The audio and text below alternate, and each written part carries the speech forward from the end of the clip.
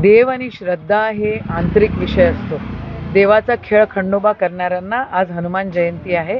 देव नक्कीच त्यांना दणका देणार आहे, त्यांना शिस्तीत राहायला देव शिकवणार आहे आणि महाविकास आघाडीचा विजय होणार आहे। गेल्या वेळी नवनीत राणांनी अर्ज भरल्यानंतर एक होम हवन केलं होतं हनुमानगडीवरती आणि तेव्हा त्यांनी असं म्हटलं होतं की विरोधकांचा या हवन नाश कोणाचा होतो आहे हे आपण बघताय। ज्या प्रकारे शनिवारच्या दिवशी त्यांचं मंडप कोसळलं, त्याच्यात देवानं त्या ठिकाणी संदेश दिलेला आहे की आज शनिवार आहे आणि आज हे वादळ आलेलं आहे आणि वादळ या नौटंकीवाल्यांना उखडून फेकतंय।